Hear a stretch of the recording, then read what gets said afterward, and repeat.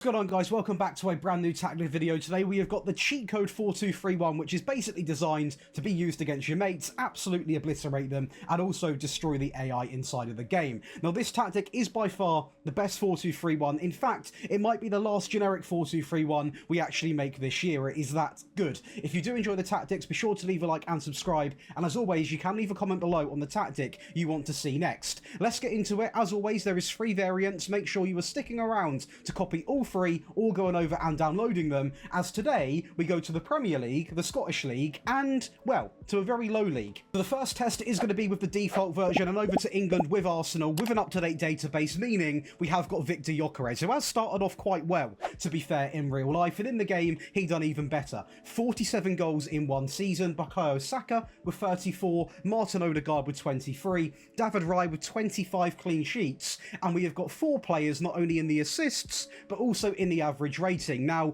one thing that I've noticed really well about this formation is, one, it is by far the most stable formation you'll ever find in terms of shape. It defends really well, but also we go and outclass everybody when it comes to scoring by over a 100 goal advantage. 864 shots, only 144 shots against us, the fewest conceded and the most clean sheets. This makes up for a remarkable Premier League season. Now, the data hub is going to be close to 5 goals a game, and yes, we even improve on this stat with the attacking version, so make sure you do stick around for that, as we are going to breach 5 goals with that one. 22 shots a game, approaching 23, a decent pass completion, because this tactic is definitely not designed to be a low-tempo sort of tactic. It is a cheat code tactic, therefore a meta tactic, which means we are going to be playing the high press, the high tempo, as it is by far the best thing to do in this game. But it wouldn't be a great season with just one trophy, would it? As we also are going to get to a Champions League final, and we're playing Barcelona, so not an easy opposition to play by any means of the imagination, and we are going to go through with Saka into Gyökeres and make it 1-0 inside of 8 minutes and 30 seconds. And it doesn't really stop there, because Barcelona really just didn't get things turned on that quickly this game. Zubimendi into Ben White, over the top, into Saka, across again, and the goals look so simple, and a lot of the goals are created in that exact format. Now, it can happen on the left-hand side as well, but nice and simple, ball over the top, get it into the box, and we have got so many players in that box, as you can see from this highlight, around 4 to 5, you will always have a player that gets the ball, and were we perfect in the final? We were not perfect. We are going to go and concede a goal here. Yamal into De Jong, into Dani Olmo, into Rafinha. It's actually a really good quality goal, to give them credit, but one thing you've got to remember is don't panic. I stuck with the same variant. We still had a 2-goal advantage, and the play here was absolutely fantastic. A little bit more direct, over to Saka, and again, a copy and paste method of getting the ball from the right or the left into the middle and getting our goal. That is where majority of your goals are going to come through, as we are going to focus down the left and the right, as even Eze comes through there and feeds Gyökeres, a 5-1 win. As we also beat Newcastle 2-1 in the FA Cup, and to top it off, we're going to win the Carabao Cup 3-1 over Portsmouth. That is the other team we're testing with lower down, so I think that says a little bit about how good that tactic is with smaller teams as well, to get to a Carabao Cup final. So that is going to be a quadruple one in Season 1. And now to your favourite part of the video, the tactic breakdown. If you are enjoying, be sure to leave a like, and if you do enjoy rebuilds, make sure you'll come on over to Daily Josh. It's my rebuild channel. Basically, every time we post a tactic, the next day there's a 5 to 10 year rebuild using that exact same tactic, so make sure you go and check it out. But to make this tactic, all you want to do is have a create your own style, so a clean slate, and load in a 4-2-3-1 DM-AM wide. Now, we are playing literally an attacking style, so make sure you have got that set. This tactic is definitely not shy of going forwards, but also we were very good at the back, so there's nothing really too much to worry about. And as I mentioned, we have got 3 tactics today. We've got an attacking one designed for top teams, which is going to be with a powerhouse team. That'll be Celtic today. You've got a balanced version for anywhere between sort of top 6 to powerhouses, and then you've got a defensive version for a bit of a weaker team. Now, you can use the attacking version to chase a game down, go and score goals, and the defensive version to waste time. So that is why I do recommend either going over or downloading all 3 of the tactics, because, or copying them, because it does help a lot, and it makes making slight changes in game a lot more simple. Now, simply with the goalkeeper, all you want to do is use a sweeper keeper on defend who will have one instruction, and that will be tackle harder. Now, the whole thing about this tactic is to obviously make a tactic that is by far the best. So we are going to be seeing a lot of roles that are quite common, but a lot of roles that, you know, we know work very well. The game's been out now for so many days, so many years it feels like. We know exactly what works and what we can expect. So the wing back on support definitely offers a lot, good stability, but also can go forwards and defend at the same time. He is going to be told to cross more often, cross from the byline, dribble more alongside of shoot less, and also tackle harder. Now this is going to be the balanced version to start things off, so this is anywhere obviously from your top 6 upwards of teams, so you're going to be a decent level team who can afford to have wing backs being semi-involved, and therefore we're going to replicate it exactly the same on the left hand side. So a wing back on support, simply on cross more often, cross from the byline, dribble more, shoot less, and also tackle harder. Now, people might be thinking, well, Josh, hang on, where's the run wide? Where's the stay wider? You saw the highlights. You don't actually necessarily always need that. And in this tactic, I didn't really felt like I needed it because we focused down the left and the right-hand side anyway. They sort of get involved in that play, so it worked really, really well. We're then going to play a mirrored back two, meaning they are exactly the same. So, 2 ball-playing defenders, both on dribble more, both on tackle harder. By far the best role in the game. Very rarely you'll stumble across a team unless you're really, really low down in England where you can't play ball-playing defenders. I'd always recommend doing it because it's just a positive way of playing football and it works really, really well. Going over to the midfield, on the left-hand side, we are going to use a DM on support, and he'll be told to take fewer passing risks, shoot less, and also tackle harder. So this player is a bit of a boring player, but an important player. He's a player that will simply defend, protect the back line. Of course, we have got the left back being somewhat aggressive, so he does need to be there.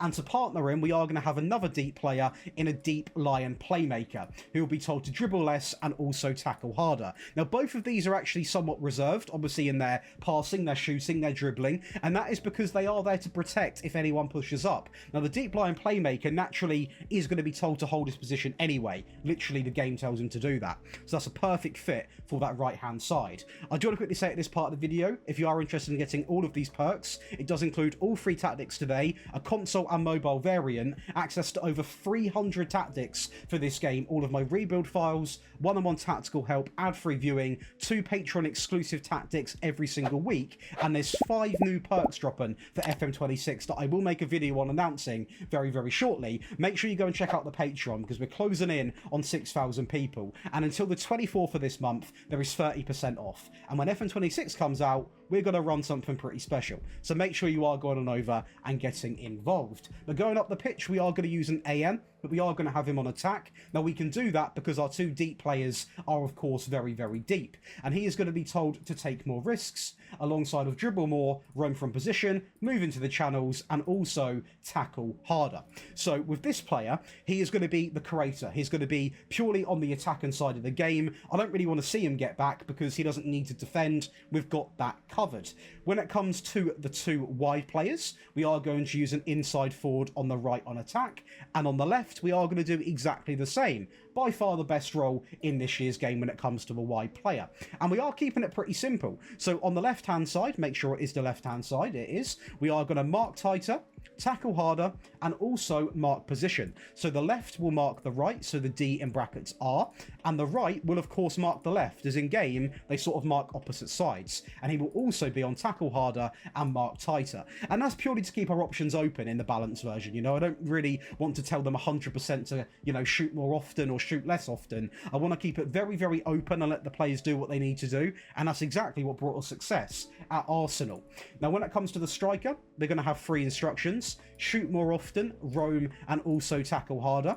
On an advanced forward, of course on attack, and that brings me now to the team instructions. So in possession, fairly wide, pass into the space, focus down the left and the right hand side, low crosses, by far the best final third option, a higher tempo, a shorter passing directness, and of course run at defence. In transition, we are going to play to the centre-backs while rolling the ball out, and then it is going to be a top 3 lockout of counter press, counter, and distribute quickly. And out of possession, we are going to roll up instantly with the much higher defensive line, get stuck in, prevent short goalkeeper distribution, and of course a maxed out trigger press. Now, that is not the only tactic for you today. This is the tactic that scored above 5 goals a game for a powerhouse team, or to switch to go and chase a goal, chase a game, however you wish to say it. The goalkeeper is going to remain the same, the ball players are going to remain the same, the wing backs also remain the same because they are doing such a good job as it is, and of course we've made a big change in sort of playing a more central 4-2-3-1. So now we have a DLP on support on the right, on the same instructions, but a brand new box-to-box on the left, and of course they've been pushed up. He will simply be on get further forwards. The inside forwards do remain the same, so even in the attacking version, I keep my options open. The AM and the advanced forward also do remain the same because they score goals anyway. So this was really about just pushing the team up a little bit, being a bit more positive with a box-to-box as well, and that made all the difference. Now, in possession, the same attacking width, still passing into the space, still using low crosses, this time overlap left, overlap right, a big change. Now with this, the wing backs will just do that a little bit more. They are going to get a little bit more involved, and with an attacking tactic, that's really the only part of the team that we could afford to boost up a little bit more. The passing, the tempo do remain the same, however on this occasion we have run at defence and be more expressive. In transition, it is going to be a top 3 lockout and also playing to the centre backs while rolling the ball out, because there is no reason to go over and change that, of course. And out of possession, there isn't really too much more we can do. So the much higher defensive line, the high pressing line of engagement, much more often prevent short goalkeeper distribution, get stuck in, and simply step up more. And that will give you the attacking version. But we're not done there, because I know a lot of my viewers play with smaller teams, or you get sick and tired of bottling games and you want a tactic to defend with. This is what you're going to be using. I mean, this one is very different in terms of the playing style. So, firstly, we're down to positive now, so that's the first big change. The goalkeeper remains the same. We have 2 default ball-playing defenders. We have 2 default wing-backs on support. We have a DM on the left on support on take fewer risks, shoot less, and also tackle harder. We have a default defend ball-winning midfield player, an AM through the middle, simply on the default instructions. We have an inside forward on the right and on the left. Now, both of these are actually mirrored, so they are exactly the same. So an inside forward on support, on pass it short, shoot less, roam, sit narrow, tackle harder, mark tight. But of course, the left-hand side is marking the right back, the right-hand side is marking the left back. That is the only change. And the advanced forward does remain the same because I want my striker scoring goals regardless of what sort of variant we're playing. In possession, the width does remain the same, the final third remains the same, this remains the same. Everything else changes. Time wasting, sometimes, tempo in the middle, and passing down by 1 to shorter. In transition, it pretty much all changes. Simply counter press, nothing else selected, and we are going to play to the entire back line while taking short goal kicks. And for out of possession, we are going to go in with the high press, the higher defensive line, get stuck in, and much more often on that trigger press. And that is going to give you 3 versions. Now let's go and see how good they actually done. First, the tactic that scored me, well, over 5 goals a game.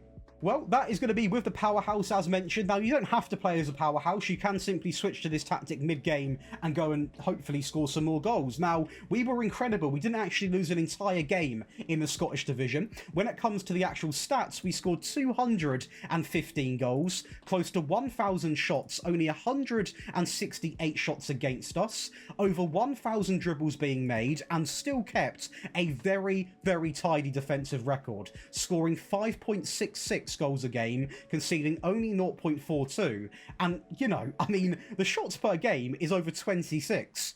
That's definitely a statement. And the Scottish Gas Men's Cup final, very interesting name for a cup, but we are going to go and, well, I'm going to be honest with you, we absolutely stampede this final. It's a great start inside of 8 minutes, and from this first goal, I knew we are going to be in for a treat, because we are Celtic, and also we've got potentially one of the best 4-2-3-1s you'll ever see. It is such a good attacking tactic, and when you are using this attack inversion, you'll see this a lot. You become really goal hungry, obviously, and you have the game done in the first half, and we're about to be leading this game 3-0 before the 42nd minute. So Tierney down the left-hand side, again, incredible confidence in the wing-backs in this system to make it 3 in 41 minutes, and we actually go and make it 4. So we're going to go into the second half with a 4-0 lead. Now, unless something horrifically goes wrong, you're not really going to be punished. Now, what I will say is there's a couple of options here. We do concede a goal in this final. If you're a person that gets annoyed at that, you could switch to the balanced or defensive version and hold on to the lead. For me,